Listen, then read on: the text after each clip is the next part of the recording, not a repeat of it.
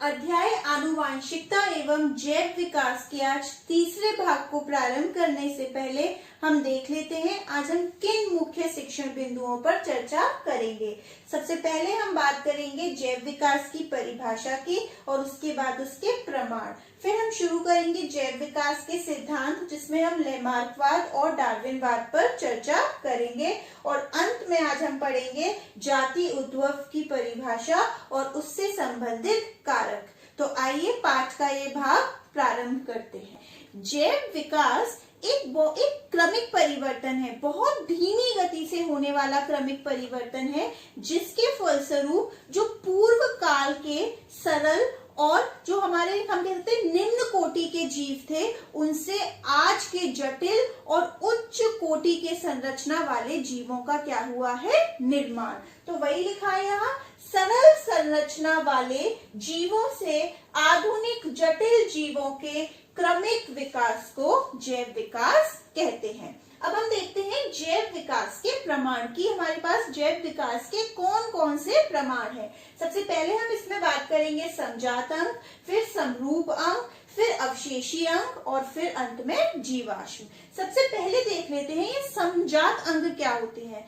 समजात अंग हमारे एक ऐसे अंग होते हैं जिनका बेसिक डिजाइन, जो हमारी संरचना है, वो तो क्या होती है, समान होती है, लेकिन उनके कार्य क्या होते हैं, अलग अलग। जैसे कि अगर हम बात करें तो पक्षी का पंख और मनुष्य के हाथ की बात करें तो दोनों ही क्या है, हमारे अग्रपात, सिमिलर इन स्ट्रक्चर, हमारा उनका संरचना क्या है, समान। लेकिन अगर कार्य की बात करें तो पक्षी में पंख का कार्य क्या है, उड़ने का, और हमारे मनुष्य में हाथ का क्या कार्य है, जैसे किसी वस्तु को पकड़ने का। तो वही लिखा है, ऐसे अंग जो अलग अलग स्पीशीज के जीवों में अलग अलग कार्य करते हैं, यानी डिफरेंट इन फंक्शंस, परंतु आधारभूत संरचना समान हो, सिमिलर बेसिक स्ट्रक्चर, समजात अंग कहलाते हैं। जैसे पक्षी पंख तथा मनुष्य का हाथ, दोनों ही रूपांतरित अग्रपाद हैं, पर कार्य में दोनों भिन्न हैं। पक्षी पंख का उपयोग उड़ने हेतु करते हैं, जबकि मनुष्य वस्तु को पकड़ने हेतु करते हैं। अगर हम इसके और उदाहरण की बात करें तो माउथ पार्ट ऑफ इंसेक्ट्स, ये समजात अंग को पढ़कर हमें क्या समझ आता है, ये हमें क्या बताते हैं, ये बताते हैं कि जरूर हमारे पूर्वज क्या रहे होंगे, कॉमन यानी समान रहे होंगे, लेकिन क्या हुआ होगा, अलग अलग वास में रहने के कारण, अलग अलग वास, क्योंकि इन दोनों का ही वास क्या है, एक तरीके से अलग, तो अलग अलग वास में रहने के कारण जो समान अंग है वो एक तरीके से कार्य क्या करने लगे, अलग अलग करने लगे। अब हमारे दूसरे हम बात कर लेते हैं समरूप अंग। बिल्कुल समजात अंग के ये विपरीत है। यहाँ क्या था हमारा, सिमिलर स्ट्रक्चर, लेकिन यहाँ क्या है, डिफरेंट स्ट्रक्चर और फंक्शन, यानी कार्य क्या है, समान, कार्य समान, लेकिन जो संरचना है वो अलग अलग। ऐसे अंग जो संरचना तथा उत्पत्ति में भिन्न हो, यानी अलग हो, लेकिन कार्य में समान हो, समरूप अंग कहलाते हैं। अगर हम यहाँ उदाहरण की बात करें तो जैसे तितली की और कबूतर के पंख, तितली के पंख और कबूतर के पंख दोनों का ही कार्य क्या है, उड़ने में सहायता करना, लेकिन अगर तितली के पंख की बात हम करें तो उनमें हड्डियां नहीं होती, और जबकि कबूतर के पंख में क्या होती है, हड्डी। तो क्या हो गया, यहाँ पे कार्य समान हो गया, लेकिन संरचना अलग अलग। अगर इसके एक और उदाहरण की बात करें हम तो हम कह सकते हैं आलू और शकरकंद, दोनों का ही कार्य क्या है, एक तरीके से भोजन का भंडारण करना, लेकिन आप जानते हैं आलू क्या है, रूपांतरित तना, और जबकि शकरकंद क्या है, रूपांतरित जड़। अब हमें ये समरूप अंग पढ़ के क्या समझ में आता है, ये क्या बताता है, ये बताते हैं कि जो जीव है वो एक दूसरे से चाहे कितना भी मतलब गहरा संबंध उनमें ना रहा हो, मतलब which are not closely related, जैसे इनमें कोई संबंध नहीं है। आप जानते हैं ये पक्षी वर्ग के हैं और ये हमारे फाइलम जो संघ आर्थ्रोपोडा है उनमें है। तो जो एक दूसरे से गहरा संबंध नहीं रखते वो भी कई बार एक से वास में आने पर, यानी सिमिलर जो हैबिटाट होता है उनका प्लेस ऑफ लिविंग, एक से वास में आने पर उनके जो अंग हैं वो एक समान कार्य करने लगते हैं। जैव विकास का तीसरा प्रमाण है अवशेषी अंग। जंतुओं में अनेक ऐसी संरचनाएं मिलती हैं जो उनके पूर्वज में तो उपयोगी थी, लेकिन आज वो कैसी हैं? फंक्शनलेस, यानी उनका कोई महत्व नहीं है। और ऐसी संरचनाओं को हम कहते हैं अवशेषी अंग। अगर उदाहरण की बात करें तो जब हम पोषण वाला पाठ पढ़ते हैं और उसमें आहार नाल का चित्र देखते हैं तो बड़ी आंत का एक अंग है उधर वर्मीफॉर्म अपेंडिक्स, वो भी कैसा है? हमारा अवशेषी अंग। ईयर पिन्ना की मसल्स यानी कि कर्ण पल्लवों की पेशियां, कई लोगों में ये जो मसल्स होती है ये जुड़ी होती है और कई में ये फ्री होती है। और एक और है अक्ल डार्ट। जंतुओं के शरीर में अनेक ऐसी संरचनाएं पाई जाती हैं जिनका शरीर में कोई महत्व नहीं होता है, ये अवशेषी अंग कहलाते हैं, जैसे कर्ण पल्लवों की पेशियां, अक्लडार इत्यादि। ये हमें क्या बताती हैं? ये अवशेषी अंग हमें बताते हैं कि कुछ ऐसे अंग हैं जो हमारे पूर्वज में तो उपयोगी रहे होंगे और विकसित होंगे, लेकिन आज वो क्रिया नहीं करते हैं, आज वो कार्य नहीं करते हैं। चौथा हमारा प्रमाण है जीवाश्म। जीवाश्म क्या होते हैं? परिरक्षित जो अवशेष होते हैं, जिसे हम इंग्लिश में कहते हैं फॉसिल्स। ये फॉसिल्स क्या बताते हैं? ये हमें बताते हैं कि कुछ वक्त पहले या बहुत साल पहले कोई स्पीशीज का जीव होगा, लेकिन आज वो लुप्त हो चुका है। ये भी बताते हैं कि जो निम्न वर्ग का जीव था आज उससे उच्च वर्ग का जीव विकसित हुआ है या उत्पन्न हुआ है। इसके अगर हम उदाहरण की बात करें तो ट्राइलोबाइट है और इसका सबसे अच्छा उदाहरण है आर्चियोपेट्रिक्स। ये एक ऐसा कनेक्टिंग लिंक है जिसमें हमारे सरीसृप और पक्षी वर्ग दोनों के लक्षण पाए जाते हैं।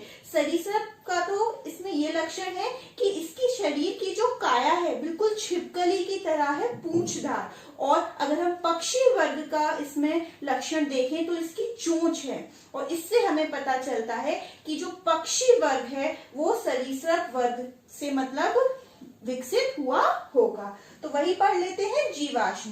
लाखों अथवा हजारों साल पहले पाए जाने वाले जीवों के परिरक्षित कठोर अवशेष, चट्टानों पर पैरों के निशान, मिट्टी में बने मृत जीवों के सांचे आदि को जीवाश्म कहते हैं। बहुत सरल भाषा में क्या है ये? परिरक्षित अवशेष। अगर जैसे हम उदाहरण की बात करें ट्राइलोबाइट, ये हमारे संघ आर्थ्रोपोडा का सदस्य है। दूसरा डायनासोर का पाल, पहले हुआ करते थे पर अब नहीं है। और एक और उदाहरण आर्कियोपेट्रिक्स, ये बहुत इंपॉर्टेंट लाइन लिखी हुई है मैंने। इस जीवाश्म में कुछ लक्षण सरीसृप के, जैसे ठोस हड्डियों का मिलना, क्योंकि पक्षी में कैसी होती है? हॉलो बोन्स होती है, लेकिन यहाँ कैसी हड्डी है? ठोस है, जो बता रही है इसका ये कैसा लक्षण है? सरीसृप। और लंबी छिपकली जैसी काया। तो कुछ लक्षण पक्षी वर्ग के हैं, जैसे पंखों व चोंच का मिलना, जो ये दर्शाता है कि पक्षी सरीसृप से विकसित हुए हैं।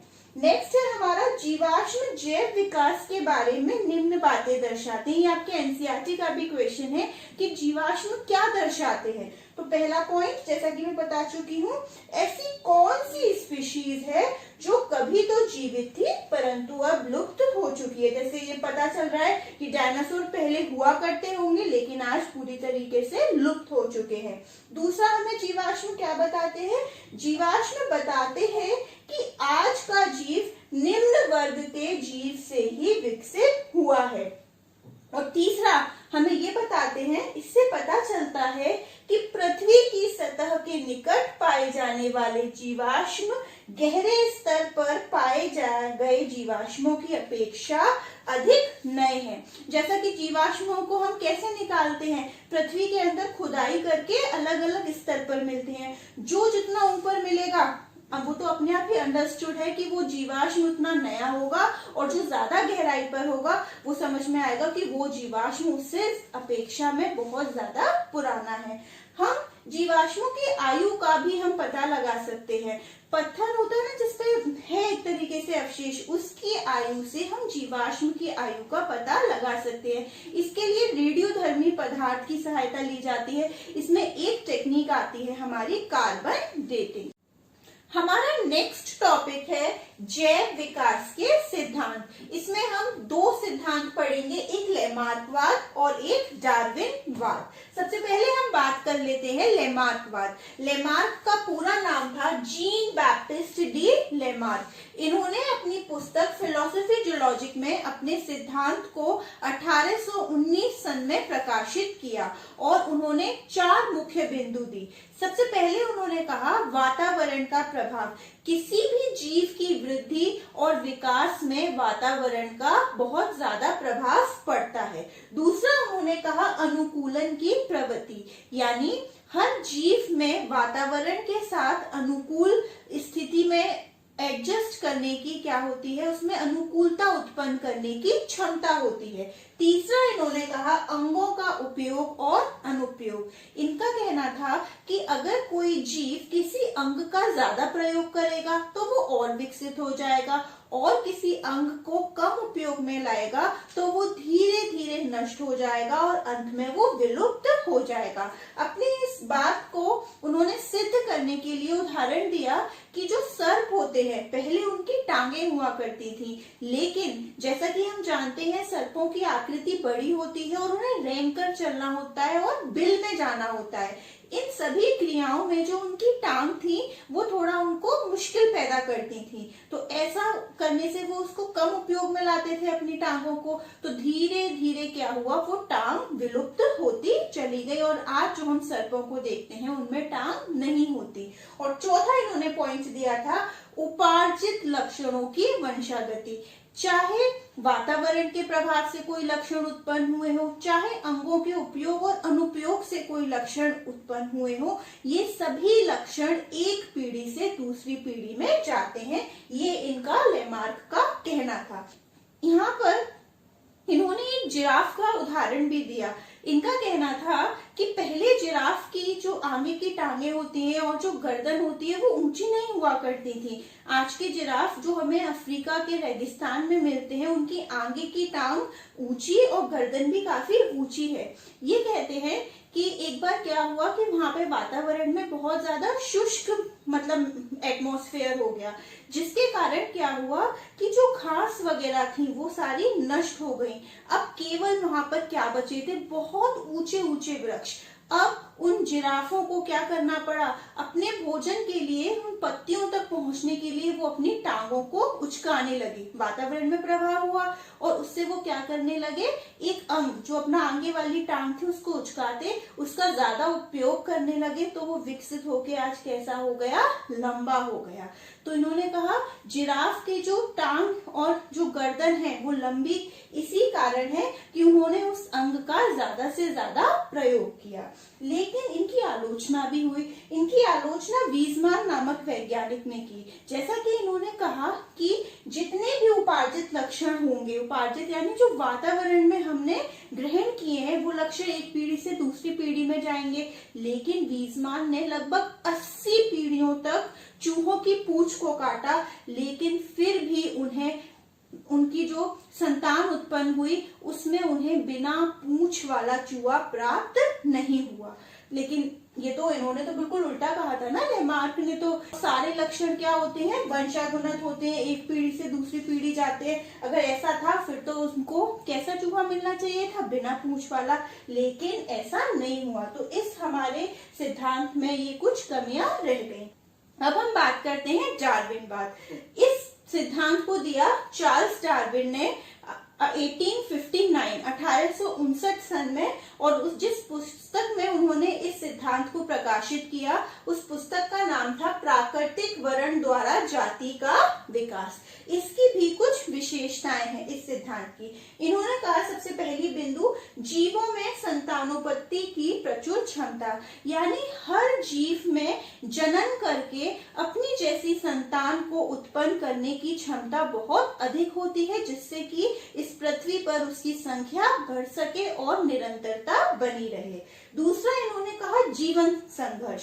इस धरती पर हमारा चाहे भोजन हो, चाहे आवास हो, चाहे हम कोई भी ऊर्जा कहें, वो क्या है, लिमिटेड है। तो इस सब के लिए जीव को क्या करना पड़ेगा, संघर्ष करना पड़ेगा, चाहे वो संघर्ष अपनी जाति के सदस्य के साथ ही हो, चाहे वो दूसरी जाति के सदस्यों के साथ हो।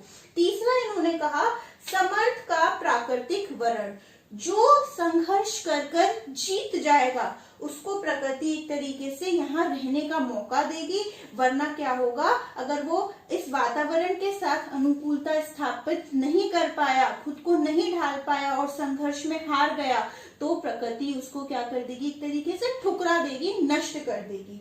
चौथा इन्होंने कहा विभिन्नताओं की वंशागति, और प्राकृतिक वर्ण के लिए जो लक्षण हमारे उत्पन्न हुए वो सारे लक्षण, वो सारी विभिन्नताएं क्या करेंगी, एक पीढ़ी से दूसरी पीढ़ी तक जाएंगी। और लास्ट में इन्होंने कहा नई जातियों की उत्पत्ति, और ऐसा करते करते अंत में नई जातियों की उत्पत्ति होगी।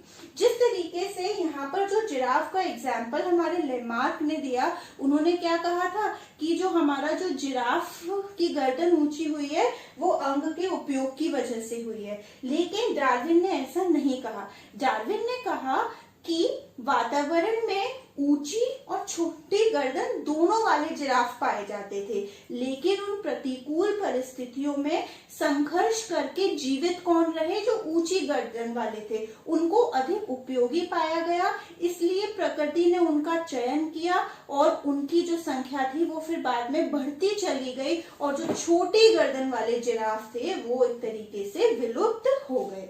तो दोनों में अंतर आपको समझ आ गया होगा। लेकिन इनकी भी कुछ आलोचनाएं थी। इनकी आलोचना एक ये थी कि ये हमारे कायिक विभिन्नताओं और जनन विभिन्नताओं पर कोई अंतर स्पष्ट नहीं कर पाए थे। जैसा कि हम जानते हैं कायिक यानी शारीरिक, जो एक तरीके से हमारी ऐसी विभिन्नताएं जो एक पीढ़ी से दूसरी पीढ़ी में नहीं जाएंगी, लेकिन जनन कोशिकाओं पर जब प्रभाव पड़ेगा तो वो विभिन्नताएं एक पीढ़ी से दूसरी पीढ़ी तक जाएंगी। वो सब कुछ बातें थी जो डार्विन नहीं बता पाए। तो हम देख सकते हैं दोनों में ही कुछ कमियां रही। तो आज हम जिस जैव विकास के सिद्धांत को सबसे ज्यादा फॉलो करते हैं, मानते हैं, वो है उत्परिवर्तन का सिद्धांत। इसके अकॉर्डिंग प्राकृतिक वर्ण तो है ही है जैव विकास के लिए इम्पोर्टेंट, उसके साथ साथ उत्परिवर्तन के कारण भी क्या होता है, जैव विकास। उत्परिवर्तन आप ऐसे समझ सकते हैं कि जो हमारा डीएनए होता है उसके सीक्वेंस में कुछ परिवर्तन हो जाता है, यानी एक सरल शब्दों में अगर कुछ भी जनन कोशिकाओं में हमारा कोई प्रभाव पड़ेगा तो वो ही लक्षण होंगे जो एक पीढ़ी से दूसरी पीढ़ी तक जाएंगे। तो यहाँ अगर कोई पूछ ले हमसे कि वो जो बिना पूंछ का चूहा वीजमैन को क्यों नहीं मिला था, क्योंकि चूहे की पूंछ काटने पर केवल उसकी कायिक कोशिकाओं पर प्रभाव पड़ रहा था, जनन कोशिकाओं पर नहीं।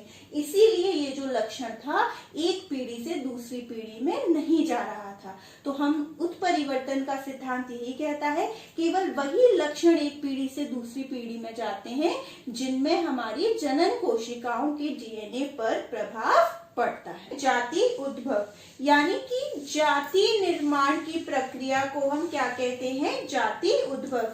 जब एक नई जाति का निर्माण होता है तो यही प्रक्रिया कहलाती है जाति उद्भव।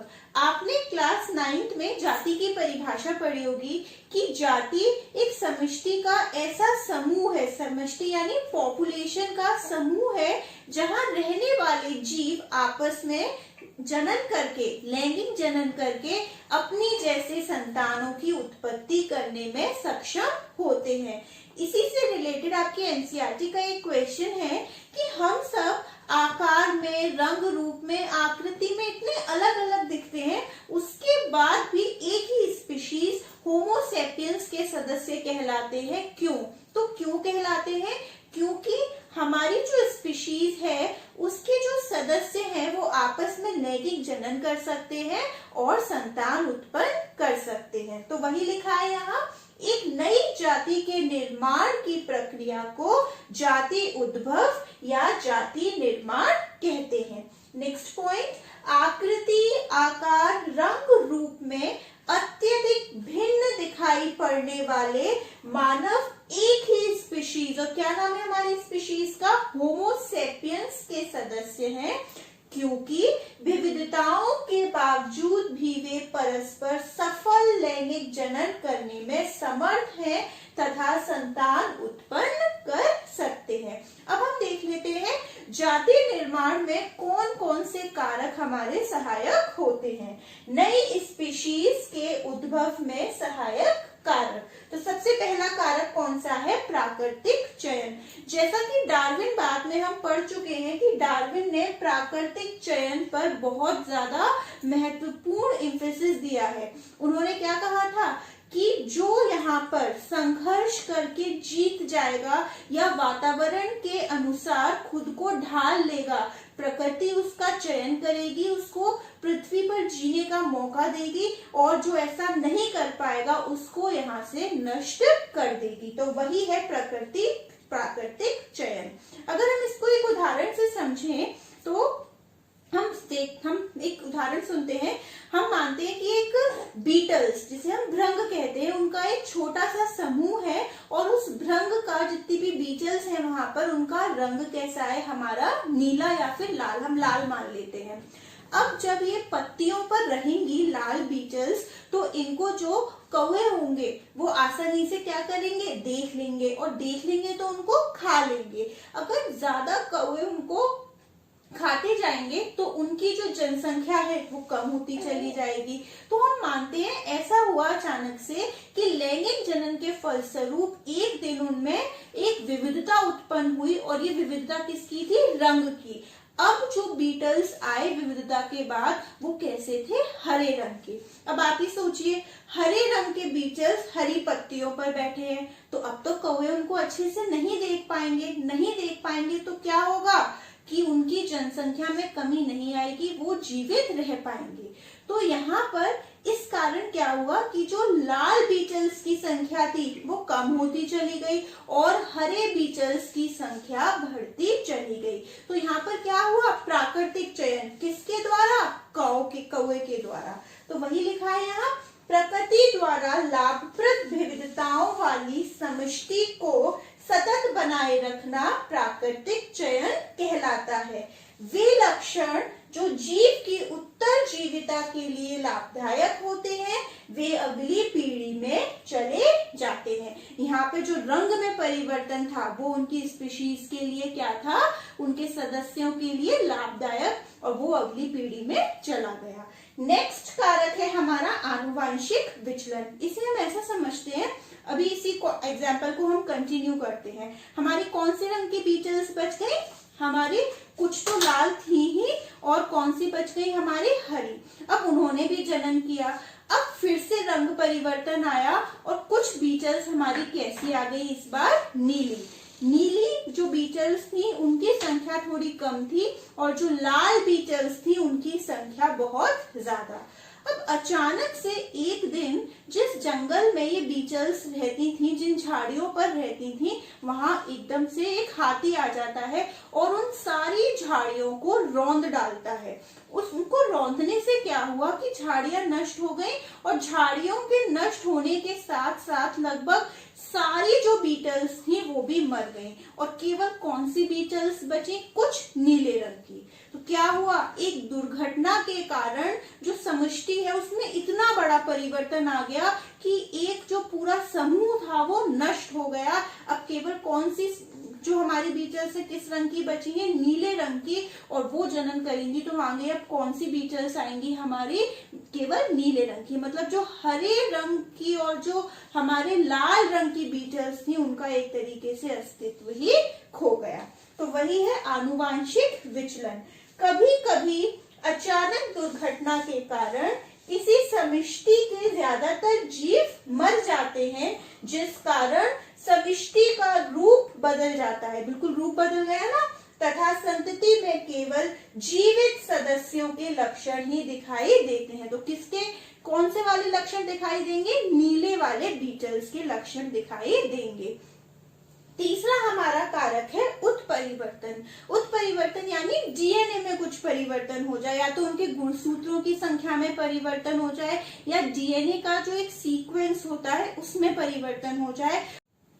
पृथक्करण एक ऐसी प्रक्रिया प्रक्रिया है जिसके अंतर्गत दो उपजातियों के मध्य अंतः प्रजनन प्रक्रिया को कुछ बाधकों द्वारा रोक दिया जाता है। ये बाधक भौगोलिक भी हो सकते हैं और व्यवहारिक भी हो सकते हैं। जब इसको रोक दिया जाता है प्रजनन की क्रिया को, तो क्या होता है, जीन प्रवाह का जो स्तर होता है कम हो जाता है, जिस कारण एक नई जाति का विकास होता है। इसे हम ऐसे समझते हैं, हमने माना कि दो उपजाति हैं और उनके मध्य एक बहुत बड़ा विशाल हमारा क्या है, पर्वत है, एक तरीके से भौगोलिक पृथक्करण है। तो होगा क्या कि दोनों उपजाति उस विशाल पर्वत को क्रॉस नहीं कर सकती, तो कुछ समय बाद उनकी जीन पूल में इतना अधिक परिवर्तन आ जाएगा, इतना अधिक अंतर आ जाएगा कि वो जनन करने में सक्षम नहीं रहेंगे, और जिस कारण क्या होगा कि जो उपजाति है वो एक नई जाति के रूप में विकसित हो जाएगी। अब एक क्वेश्चन आता है कि भौगोलिक पृथक्करण क्या स्वपरागत स्पीशीज या फिर अलैंगिक जनन करने वाली स्पीशीज में जाति उद्भव का कारक बनेंगे? तो नहीं बनेंगे। क्यों? क्योंकि स्वपरागित और अलैंगिक जनन दोनों ही में क्या होता है, सिर्फ एक लिंग की आवश्यकता होती है। स्वपरागित में भी क्या होता है, एक ही जीव के अंदर दोनों लिंग उपस्थित होते हैं, और अलैंगिक में एक लिंग की आवश्यकता होती है, तो वो खुद ही अपना जनन क्रिया को संपन्न कर लेते हैं। और जब वो ऐसा जनन करते हैं तो उससे उत्पन्न संतानों में विविधताएं बहुत ज्यादा कम होती हैं, न के बराबर होती हैं, जिससे कोई विकास का आधार नहीं बन पाता। तो वही लिखा है, पृथक्करण एक ऐसी प्रक्रिया है जिसके अंतर्गत अंतः प्रजनन करने वाली दो उपजातियों के मध्य प्रजनन प्रक्रिया को विभिन्न बाधकों द्वारा रोका जाता है, जिस कारण दोनों के मध्य जीन प्रवाह का स्तर कम हो जाता है। अब नोट में इंपॉर्टेंट पॉइंट है, भौगोलिक पृथक्करण स्वपरागत स्पीशीज के पौधों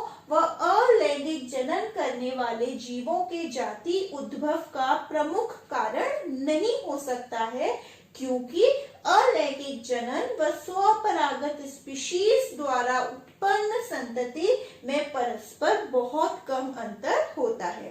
अब आपके एनसीईआरटी का एक क्वेश्चन है कि हम देख रहे हैं दिनों दिन बाघों की संख्या क्या हो रही है, बहुत कम, तो ये आनुवंशिक दृष्टिकोण से कैसे चिंता का विषय है? तो वाकई ये चिंता का विषय है, क्योंकि ये क्या दर्शाता है कि जो हमारे बाघ हैं, एक तो वो प्राकृतिक चयन में बहुत ज्यादा पिछड़ गए हैं, और जब इनकी जो पॉपुलेशन है बहुत कम रह गई है, तो उस पर दुर्घटनाओं का प्रभाव भी बहुत अधिक पड़ता है, और कहीं ऐसा ना हो एक दिन कि इनके जीन पूरी तरह से लुप्त हो जाएं। तो वही नोट है, बाघों की संख्या में कमी आनुवंशिकता के दृष्टिकोण से चिंता का विषय है, क्योंकि ये कमी दर्शाती है कि बाघ प्राकृतिक चयन में पिछड़ गए हैं और छोटे समष्टियों पर दुर्घटना का प्रभाव अधिक पड़ता है, जिससे जीन की आवृत्ति प्रभावित हो जाती है और प्रजाति के लुप्त होने का खतरा रहता है। कार्य में निम्न प्रश्नों को हल करना है। पहला, वे कौन से कारक हैं जो नई स्पीशीज के उद्भव में सहायक हैं? दूसरा, विकासीय संबंध स्थापित करने में जीवाश्म का क्या महत्व है? तीसरा, संजात अंग पर टिप्पणी लिखिए। और चौथा, लेमार्क ने अपने सिद्धांत में मुख्यतया किन चार बातों पर बल दिया?